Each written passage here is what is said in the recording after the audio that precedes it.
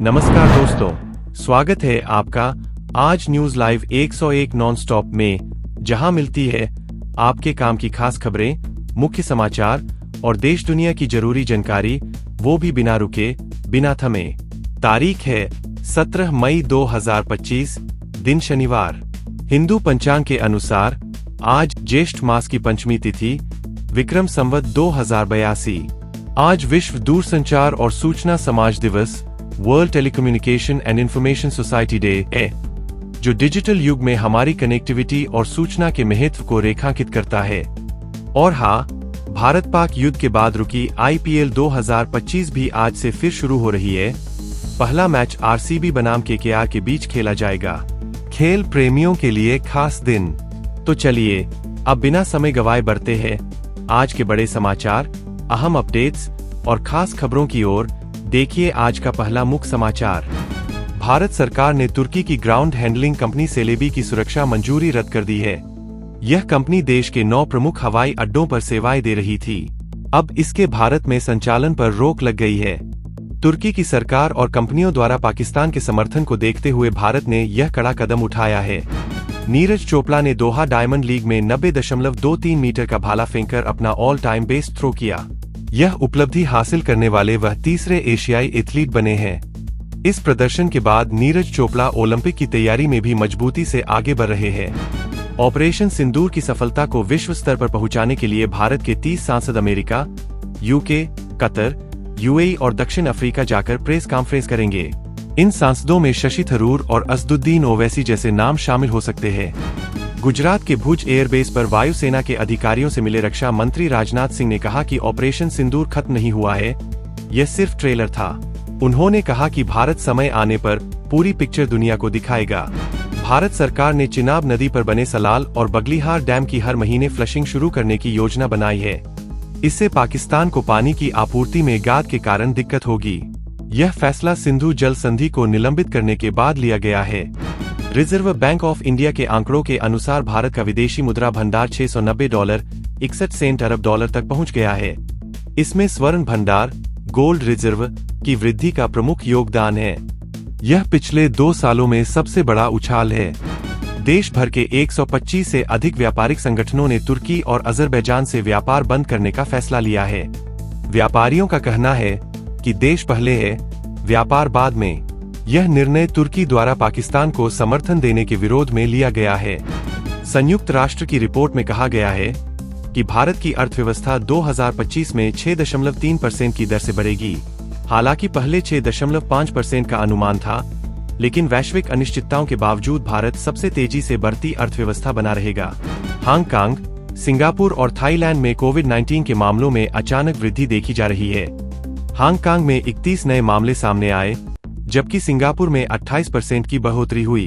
भारत में अभी स्थिति नियंत्रण में है, लेकिन सतर्कता बढ़ा दी गई है। अडानी एयरपोर्ट होल्डिंग्स ने तुर्की की सेलेबी एविएशन कंपनी से ग्राउंड हैंडलिंग का समझौता समाप्त कर दिया है। इससे पहले केंद्र सरकार ने इस कंपनी की सुरक्षा मंजूरी रद्द की थी। यह तुर्की की कंपनियों पर भारत की बड़ी कार्रवाई मानी जा रही है। ऑपरेशन सिंदूर के बाद भारत सरकार रक्षा क्षेत्र में आधुनिक हथियार और तकनीक विकसित करने के लिए 500 करोड़ रुपए अतिरिक्त देने जा रही है। यह प्रस्ताव जल्द संसद में पेश होगा। इससे भारत की सैन्य ताकत और भी बढ़ेगी। अप्रैल 2025 में भारत ने 33.69 अरब डॉलर का इलेक्ट्रॉनिक सामान निर्यात किया। यह अब तक का सबसे ऊंचा आंकड़ा है। इससे व्यापार घाटा घटाने और मैन्युफैक्चरिंग सेक्टर को बूस्ट देने में मदद मिलेगी। भारत और अमेरिका के व्यापार मंत्री 17 मई से द्विपक्षीय व्यापार समझौते की समीक्षा करेंगे। इस मीटिंग में दोनों देशों के बीच टैरिफ, निवेश और टेक्नोलॉजी ट्रांसफर जैसे मुद्दों पर बातचीत होगी। इससे व्यापार बढ़ने की संभावना है। देश के अधिकतर राज्यों में 1 जून से लेकर 16 जुलाई तक गर्मी की छुट्टियां रहेंगी। उत्तर प्रदेश, दिल्ली, बिहार, कर्नाटक, तमिलनाडु और राजस्थान समेत सभी राज्यों ने दिशा निर्देश जारी किए हैं। यह फैसला गर्मी की तीव्रता को देखते हुए लिया गया। भारत ने हाल ही में भार्गवास्त्र नामक नया स्वदेशी डिफेंस सिस्टम सफलतापूर्वक परीक्षण किया है। यह प्रणाली 2.5 किलोमीटर की दूरी तक दुश्मन के ड्रोन को भांप कर नष्ट कर सकती है। इससे भारत की सुरक्षा और मजबूत होगी। यूनिसेफ इंडिया ने देश में पोषण जागरूकता के लिए मेरी थाली सेहत वाली अभियान शुरू किया है। इसके तहत लोगों को संतुलित आहार, फल सब्जियों और पोषण से भरपूर भोजन के प्रति जागरूक किया जाएगा। यह बच्चों और महिलाओं के लिए खासकर फायदेमंद रहेगा। सरकार ने पीएम जन औषधि केंद्र खोलने के लिए फिर से रजिस्ट्रेशन प्रक्रिया शुरू कर दी है। इच्छुक व्यक्ति सरकार की ऑफिशियल वेबसाइट से आवेदन कर सकते हैं। इस योजना के तहत सस्ती दवाइयों की बिक्री कर आमदनी अर्जित की जा सकती है। चीन ने हाल ही में अरुणाचल प्रदेश की 27 जगहों के नाम बदल दिए हैं। इसके जवाब में भारत ने स्पष्ट किया कि अरुणाचल प्रदेश भारत का अभिन्न हिस्सा है। विदेश मंत्रालय ने चीन की इन हरकतों को मूर्खतापूर्ण बताया है। भारत सरकार देश के विभिन्न राज्यों में सुपर टेक्सटाइल कॉरिडोर बनाने की तैयारी में है। इसके तहत कपड़ा उद्योग को नई तकनीक और वैश्विक बाजार तक पहुंच मिलेगी। इसका उद्देश्य रोजगार सृजन और निर्यात को बढ़ावा देना है। कोविड के नए मामलों को देखते हुए सरकार ने वैक्सीनेशन अभियान को फिर से तेज करने का निर्णय लिया है। स्वास्थ्य मंत्रालय ने राज्यों को टीकाकरण केंद्रों पर स्टॉक सुनिश्चित करने और बूस्टर डोज की उपलब्धता बढ़ाने के निर्देश दिए हैं। ऑपरेशन सिंदूर को लेकर अमेरिका और यूरोप के मीडिया संस्थानों ने भारत की रणनीति की सराहना की है। वाशिंगटन पोस्ट और न्यूयॉर्क टाइम्स ने लिखा कि भारत के सर्जिकल स्ट्राइक ने पाकिस्तान की सैन्य शक्ति पर सीधा प्रभाव डाला है और आतंक के खिलाफ एक सख्त संदेश दिया है। भारत 6G तकनीक में पेटेंट दाखिल करने वाले शीर्ष 6 देशों में शामिल हो गया है। इससे स्पष्ट है कि भारत सिर्फ 5G ही नहीं, भविष्य की तकनीक पर भी तेजी से काम कर रहा है। यह इनोवेशन सेक्टर में भारत की अग्रणी भूमिका को दर्शाता है। सरकार ने पहली बार मासिक बेरोजगारी दर के आंकड़े जारी किए हैं, जिनके अनुसार अप्रैल में यह दर 5.1% रही। आने वाले समय में सरकार हर महीने यह आंकड़े जारी करेगी ताकि नीति निर्माण में पारदर्शिता बनी रहे। उत्तर प्रदेश के वृंदावन में प्रस्तावित 500 रुपए करोड़ के बांके बिहारी कॉरिडोर को सुप्रीम कोर्ट की हरी झंडी मिल गई है। यह परियोजना मंदिर के खजाने से फंड की जाएगी और आने वाले श्रद्धालुओं को सुविधा मिलेगी। मौसम विभाग ने मध्य प्रदेश समेत 20 राज्यों में आंधी और भारी बारिश की चेतावनी जारी की है। केरल में 27 मई तक मानसून के दस्तक की संभावना है। राजस्थान, बिहार, यूपी में भीषण गर्मी का दौर जारी है। संघ लोक सेवा आयोग यूपीएससी ने वर्ष 2026 के लिए परीक्षा कैलेंडर जारी कर दिया है। सिविल सेवा की प्रारंभिक परीक्षा का नोटिफिकेशन 14 जनवरी 2026 को जारी होगा और परीक्षाएं निर्धारित तिथियों पर आयोजित की जाएंगी। देश में बाल यौन अपराधों से निपटने के लिए सुप्रीम कोर्ट ने केंद्र सरकार को विशेष पॉक्सो अदालतें स्थापित करने का आदेश दिया है। जिन जिलों में 300 से अधिक लंबित केस है, उन्हें प्राथमिकता दी जाएगी। बिहार से दिल्ली जा रही एक बस में आग लगने से उत्तर प्रदेश के लखनऊ में 5 यात्रियों की दर्दनाक मौत हो गई। बस का इमरजेंसी गेट न खुल पाने के कारण लोग बाहर नहीं निकल सके। उत्तर प्रदेश के हरदोई जिले में एक तेज रफ्तार ट्रक की टक्कर से ऑटो रिक्शा पूरी तरह से क्षतिग्रस्त हो गया, जिससे 6 लोगों की मौके पर ही मौत हो गई। हादसे के बाद इलाके में अफरा-तफरी मच गई। सुप्रीम कोर्ट के पूर्व मुख्य न्यायाधीश डीवाई चंद्रचूड़ को नेशनल लॉ यूनिवर्सिटी में प्रोफेसर नियुक्त किया गया है। यह नियुक्ति छात्रों के लिए बड़ी प्रेरणा मानी जा रही है और न्यायिक शिक्षा को नई दिशा मिलेगी। प्रधानमंत्री नरेंद्र मोदी 22 मई को राजस्थान के बीकानेर में कनी माता के दर्शन करेंगे और एक नए रेलवे स्टेशन का उद्घाटन भी करेंगे। यह ऑपरेशन सिंदूर के बाद प्रधानमंत्री का पहला दौरा होगा। वोडाफोन आइडिया ने दिल्ली में 299 रुपए के प्लान में अनलिमिटेड 5G डेटा ऑफर करना शुरू कर दिया है। यह ऑफर सीमित अवधि के लिए है और हाई स्पीड डेटा यूजर्स के लिए खासतौर पर फायदेमंद है। बैंकिंग सेक्टर पर आधारित हिंदी पुस्तक बैंकिंग की अनंत सीमाएं का विमोचन किया गया है। लेखक मोहन टाकसाल का दावा है कि यह किताब 60 वर्षों के अनुभवों पर आधारित है और युवा बैंकरों को मार्गदर्शन देगी। दिल्ली हाई कोर्ट ने मनी लॉन्ड्रिंग मामले में चाइनीज मोबाइल कंपनी वीवो के एक अधिकारी को 20,241 करोड़ के घोटाले के संबंध में तलब किया है। यह भारत में चीनी कंपनियों के विरुद्ध की जा रही कड़ी कार्रवाई का हिस्सा है। भारत म्यांमार बॉर्डर पर असम राइफल्स ने सर्च ऑपरेशन चलाकर मणिपुर के चंदेल में 10 उग्रवादियों को ढेर किया है। इससे एक दिन पहले छत्तीसगढ़ में भी 31 नक्सली मारे गए थे। छत्तीसगढ़ के बीजापुर जिले में ऑपरेशन के दौरान नक्सलियों के बंकर से 2 साल का राशन स्टॉक और स्नाइपर जैसे हथियार बरामद हुए हैं। जवानों ने ऑपरेशन के बाद इसका वीडियो भी जारी किया है। 17 मई को सेंसेक्स में 1200 अंकों की बढ़त दर्ज की गई और यह 82,531 पर बंद हुआ। निफ्टी ने भी 6 महीने बाद 25,000 का आंकड़ा पार किया। विदेशी निवेशकों का रुझान सकारात्मक बना हुआ है। अगस्त 2023 में स्कूल में पीटे गए मुस्लिम बच्चे के केस में सुप्रीम कोर्ट ने यूपी सरकार को उसकी शिक्षा का खर्च उठाने का आदेश दिया है। कोर्ट ने इसे धार्मिक आधार पर हिंसा माना।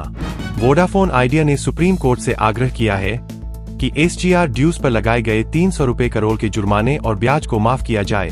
कंपनी की वित्तीय स्थिति खराब होने का हवाला दिया गया है। मुकेश अंबानी की कंपनी जियो ने 1000 रुपए करोड़ के बॉन्ड इशू से 3 गुना अधिक डिमांड पाई है। यह कंपनी की बाजार में मजबूत स्थिति को दर्शाता है और निवेशकों का भरोसा भी बढ़ा है।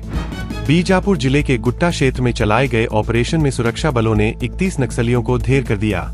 जवानों को नक्सलियों के पास से बड़ी मात्रा में हथियार, गोला बारूद और राशन बरामद हुए। प्रधानमंत्री ने इस सफलता पर जवानों की सराहना की। एक ताजा रिपोर्ट के मुताबिक भारत ने जापान को पछाड़कर एशिया का सबसे पसंदीदा शेयर बाजार बन गया है। चीन अब तीसरे स्थान पर है। विदेशी निवेशक भारत के आर्थिक सुधारों और स्थिरता के कारण अधिक निवेश कर रहे हैं। दिल्ली सरकार और मेट्रो विभाग ने घोषणा की है कि अब गूगल मैप्स, रेडबस, रैपिडो सहित 10 से अधिक मोबाइल ऐप से दिल्ली मेट्रो टिकट बुक की जा सकेगी। यह डिजिटल इंडिया की दिशा में बड़ा कदम है। योगी सरकार ने 28 जिलों में नए ADM की नियुक्ति की है। इसके तहत 51 PCS अधिकारियों के तबादले किए गए हैं। अयोध्या समेत कई जिलों में प्रशासनिक फेरबदल हुआ है। यह बदलाव प्रशासनिक सशक्तिकरण के तहत हुआ है। उत्तर प्रदेश में 30 करोड़ की नकली दवाएं जब्त की गईं। 68 लोगों को गिरफ्तार किया गया और 1166 मेडिकल दुकानों के लाइसेंस रद्द किए गए। यह अभियान स्वास्थ्य विभाग और पुलिस के संयुक्त प्रयास से चलाया गया। नई शिक्षा नीति के तहत उत्तर प्रदेश सरकार ने बेटियों को डिजिटल और वित्तीय रूप से सशक्त बनाने की योजना बनाई है। इसके तहत उन्हें आधुनिक तकनीक और डिजिटल उपकरणों की शिक्षा दी जाएगी। उत्तराखंड सरकार ने 16,000 निराश्रित गोवंश के लिए गौशालाएं बनाने का निर्णय लिया है। इन गौशालाओं के लिए राज्य सरकार किसानों को 1.5 लाख रुपए तक की सब्सिडी देगी।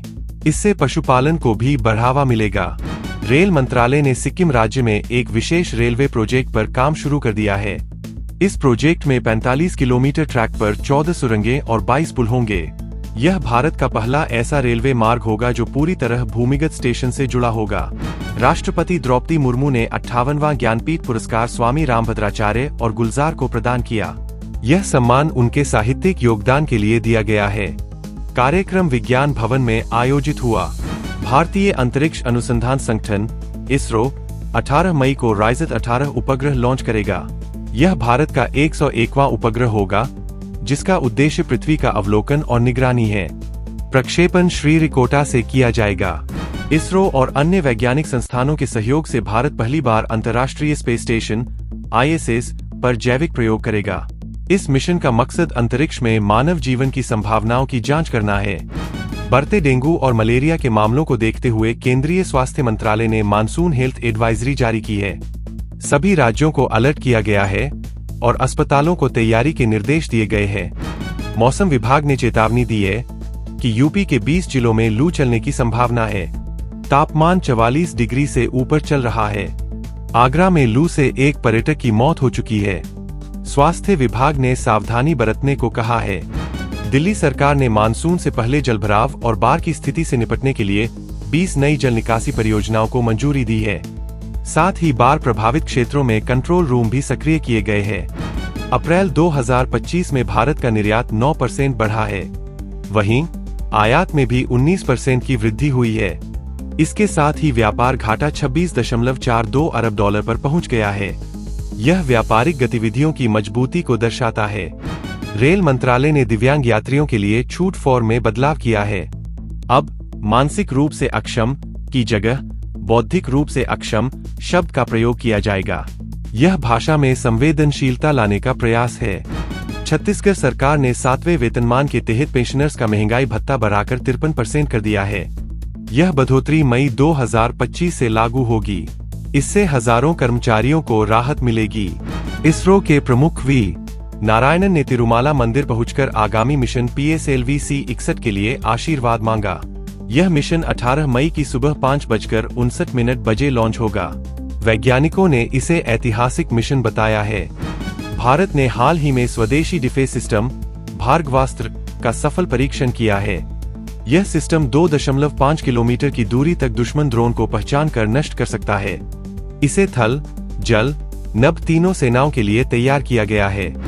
गूगल क्रोम ने एक नया आई टॉकिंग फीचर लाने की घोषणा की है। जिससे यूजर्स ब्राउजर से वॉइस में बातचीत कर सकेंगे। यह फीचर फिलहाल टेस्टिंग मोड में है और जल्द ही पूरी दुनिया में रोल आउट होगा। योगी सरकार ने घोषणा की है कि राज्य की हर ग्रामीण विधानसभा में पंचायत उत्सव भवन बनाए जाएंगे।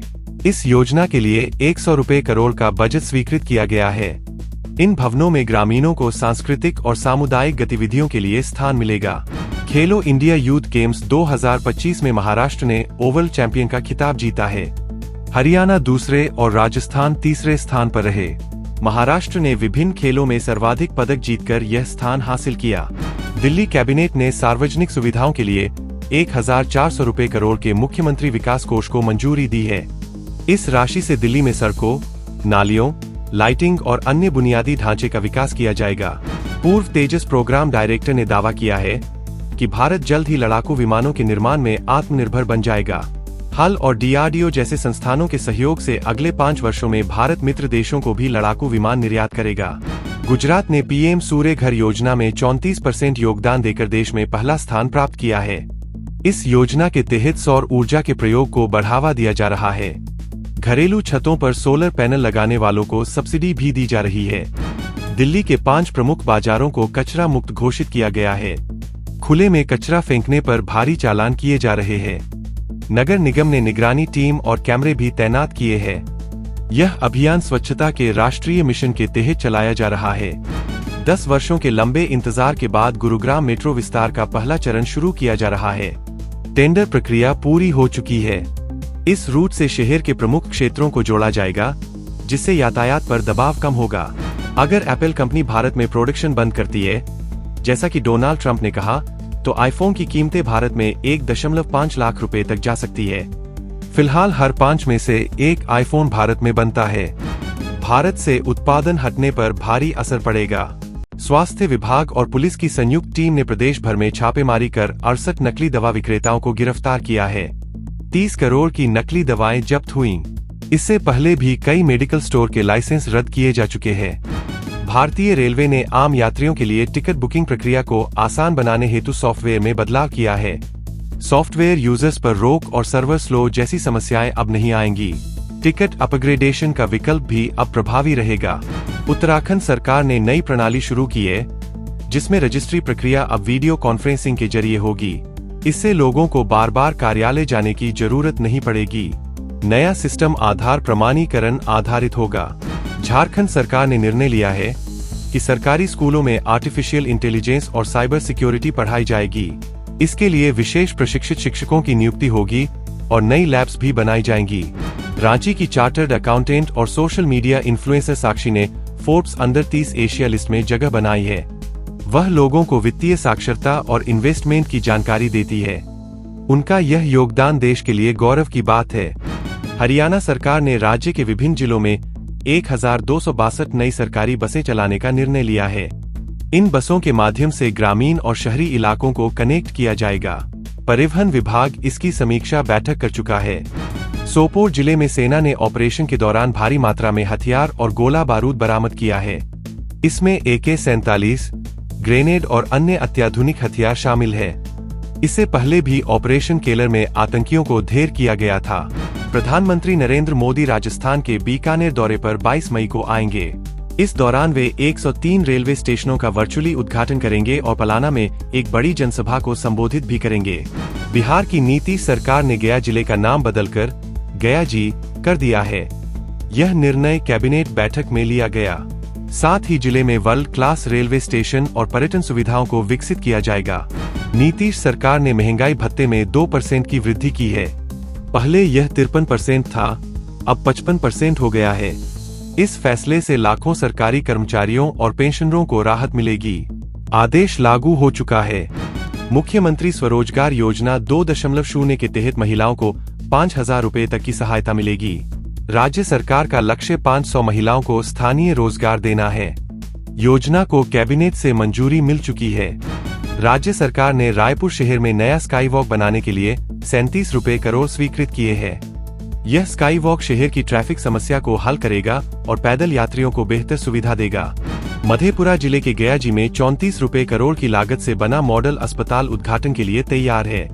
यह अस्पताल अत्याधुनिक सुविधाओं से लैस होगा और ग्रामीण क्षेत्र के लोगों को बेहतर स्वास्थ्य सेवाएं उपलब्ध कराएगा।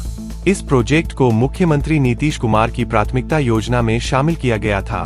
झारखंड सरकार ने फैसला लिया है कि अब खुदरा शराब बिक्री निजी कंपनियों को दी जाएगी। सरकार के पास होलसेल का अधिकार रहेगा। लॉटरी सिस्टम के जरिए आवंटन किया जाएगा और 1 महीने के भीतर यह प्रणाली लागू की जाएगी। राजस्थान सरकार ने कांस्टेबल भर्ती की वैकेंसी 9,617 से बढ़ाकर 10,000 कर दी है। साथ ही आवेदन की अंतिम तिथि को 25 मई तक बढ़ाया गया है। यह राज्य के युवाओं के लिए रोजगार का बड़ा अवसर है। केंद्र सरकार ने टीबी उन्मूलन कार्यक्रम के तहत नई गाइडलाइन जारी की है। अब टीबी की पुष्टि होने पर मरीजों को 1,500 रुपए सीधे उनके बैंक अकाउंट में भेजे जाएंगे ताकि पोषण और देखभाल में मदद मिल सके। यूपी सरकार ने 1 से 8वीं कक्षा के छात्रों के लिए स्कूल यूनिफॉर्म, जूते, मोजे और स्कूल बैग उपलब्ध कराने हेतु 280 रुपए करोड़ का बजट जारी किया है। योजना के अंतर्गत हर छात्र को सभी सामग्री निःशुल्क दी जाएगी। बिहार कैबिनेट ने बाढ़ प्रबंधन और सिंचाई के लिए विश्व बैंक के सहयोग से 390 रुपए करोड़ की योजना को मंजूरी दी है। इस सहायता राशि से प्रमुख नदियों के किनारे बांधों की मरम्मत और जल प्रबंधन किया जाएगा। दिल्ली में अगली ईवी नीति का ड्राफ्ट 20 जून तक तैयार होगा। इसमें सब्सिडी और स्क्रैपिंग पॉलिसी को नया रूप दिया जाएगा। ग्रैप 1 नियमों के तहत प्रदूषण नियंत्रण के लिए कड़े निर्देश लागू रहेंगे। बीते 2.5 सालों में हिमाचल प्रदेश के 1,200 से ज्यादा सरकारी स्कूलों का मर्जर किया गया है। छात्रों की घटती संख्या के चलते कुछ स्कूल बंद भी किए गए हैं। शिक्षा विभाग अब इस पर विशेष ध्यान देने की योजना बना रहा है। भारतीय जनसंचार संस्थान IIMC ने मास कम्युनिकेशन और पत्रकारिता में PhD पाठ्यक्रम शुरू करने का निर्णय लिया है। इसका उद्देश्य पत्रकारिता को और अधिक अकादमिक रूप देना है। पुष्कर सिंह धामी सरकार ने पंचायत चुनाव की पात्रता में बदलाव किया है। अब जिनके 3 बच्चे हैं, वे भी पंचायत चुनाव लड़ सकेंगे। पहले यह सीमा 2 बच्चों की थी। गौ संरक्षण और रोजगार के लिए सरकार ने महिलाओं को 1.5 लाख रुपए तक की सब्सिडी देने का निर्णय लिया है। योजना के तहत गौशाला खोलने वाली महिलाओं को प्राथमिकता दी जाएगी। उत्तर प्रदेश सरकार ने बिजली कर्मचारियों और उनके परिवारों के लिए केसलेस इलाज सुविधा शुरू करने का निर्णय लिया है। इस योजना के अंतर्गत पैनल हॉस्पिटल में बिना खर्च इलाज हो सकेगा। SBI की ताजा रिपोर्ट के अनुसार भारत ने स्मार्ट सिटी और अमृत मिशन में तेज प्रगति की है। सरकार ने ग्रीन इंफ्रास्ट्रक्चर और डिजिटल कनेक्टिविटी को प्राथमिकता दी है। ट्रांसजेंडर समुदाय के लिए सामाजिक सुरक्षा और रोजगार के उद्देश्य से उड़ीसा सरकार ने राज्य स्तरीय कल्याण बोर्ड का गठन किया है। बोर्ड उनकी शिक्षा, स्वास्थ्य और स्वरोजगार पर कार्य करेगा।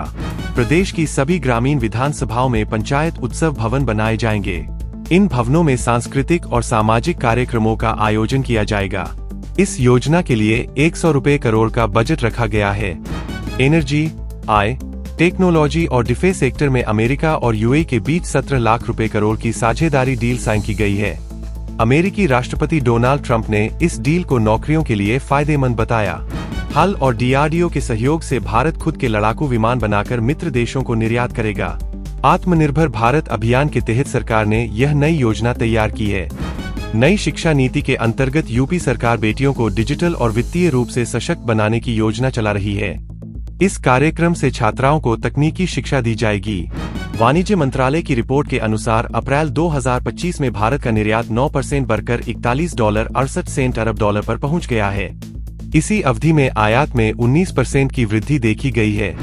जल जीवन मिशन में लापरवाही के चलते यूपी सरकार ने 6 अधिकारियों को सस्पेंड किया और 122 की जांच शुरू कर दी है। मुख्यमंत्री योगी आदित्यनाथ ने इस पर सख्त रुख अपनाया है। दोहा डायमंड लीग में नीरज चोपड़ा ने 90.23 मीटर भाला फेंककर भारत का नाम रोशन किया है। यह उनके करियर का अब तक का सर्वश्रेष्ठ थ्रो रहा और उन्होंने तीसरे प्रयास में यह उपलब्धि हासिल की। और इस तरह आज के दिन की 101 बड़ी खबरों, मुख्य समाचारों और जरूरी जानकारियों के साथ हम पहुँचे हैं इस बुलेटिन के समापन पर। आपने देखी आज की बड़ी खबरें, खास बातें, जरूरी खबरें, महत्वपूर्ण खबर और वो सारी ठोस खबरें जो आपके लिए जानना जरूरी था।